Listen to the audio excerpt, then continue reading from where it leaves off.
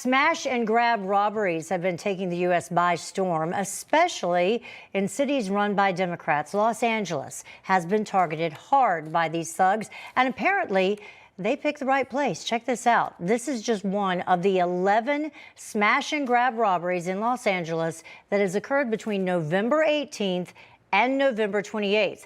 And only 14 people have been arrested. Look at how many people, look at this video, how many are running out of this Nordstrom. In this robbery alone, there should have been more than 14 arrests, right? But that's not even the best part. Take a listen to LAPD Police Chief Michael Moore. $338,000 worth of property was stolen in those 11 across the course of those 11 instances, and more than $40,000 worth of property damage. In the 14 arrests that have been made, all the suspects taken into custody are out of custody, either as a result of one juvenile or the others as a result of bailing out or no bail, zero bail criteria.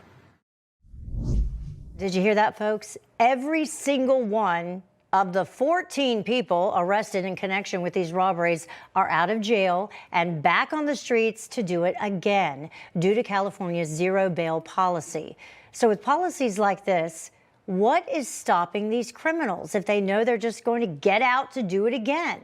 I want to welcome my panel to talk about this, publicist and ambassador for Turning Point USA, Jillian Anderson. Also with us, president of the Red Renaissance PAC, Kim Klacik. Jillian, Kim, thank you both very much for joining us. Great to see you both. Good to see you. All right, so Kim, I'll start with you. What about this? I mean, these criminals, they know if they get arrested, because clearly most of them weren't, they'll get right back out to do it again. There are no repercussions. Yeah, I mean, it is unfortunate. We have similar laws here that are not on the books, are being pressed on the books in Baltimore City.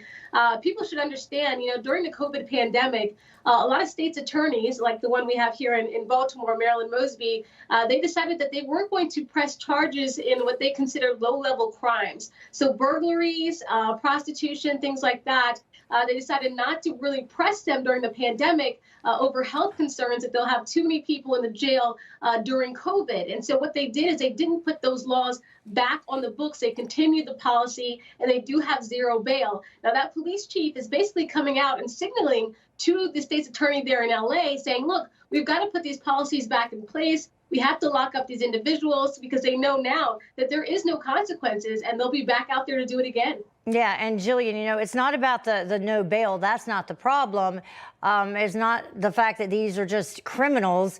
It's the fact that it's the pandemic that made these folks do it, at least according to Jen Psaki in the White House.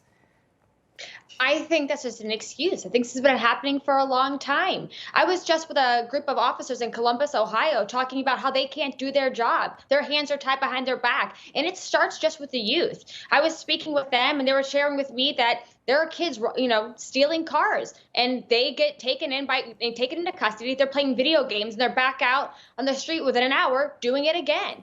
And it's become a pattern where they know they're not going to get punished, and they do it for fun. And even cities like Columbus, you can rob up to $1,000 and not getting punished. I know these big cities are getting all the attention right now, like Los Angeles and New York, but this is happening everywhere. There's no prosecution, there's no law and order, and this is exactly what the woke left wants. Mm-hmm. Yes, bail reform only protects criminals, but people aren't even prosecuted at all. Yeah, and speaking of, so the bigger cities getting attention. Speaking of attention, Kim, here in New York City, where crime just continues to rise and rise, it's a completely different city since before the pandemic, I can tell you. Take a look at what Bank of America is suggesting to their executives who have to go into the office now, telling them to dress down so they're not a target. So it's your fault if you try to dress nicely and walk down the street in New York City. No, you can't do that anymore. You have to dress down so you're not a target.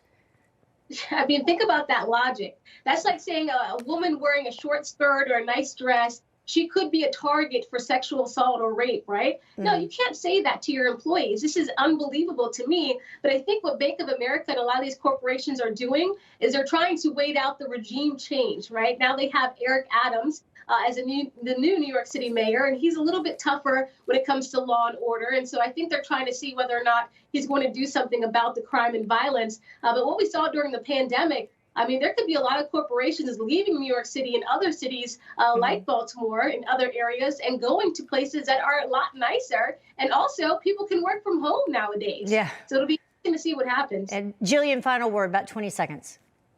I mean, Kim took the words right out of my mouth when it came to the skirt. I was thinking the same thing. Yeah. I mean, for those people who were in New York City in the 90s when the crime rate was high, they're about to experience that all over again. I mean, those are days before Rudy Giuliani and Bernie Kerik cleaned it all up, and hopefully we see that happen soon. Yeah, we can hope. Jillian Anderson and Kim Klacik, thank you both for joining us. Great to see you. Hi, Rob Carson here. If you love watching Newsmax, you're really going to love listening to our new podcast. It's called the Newsmax Daily. I host it, and I give you the best briefing of the big news of the day, top newsmaker interviews, and even, yes, a few laughs. I know it's hard to believe. So if you're driving, walking, exercising, just about anywhere, you can connect with the Newsmax Daily with me, Rob Carson. Find our podcast online or go to iPhone, Spotify, iHeart, Stitcher, and more, and start listening today.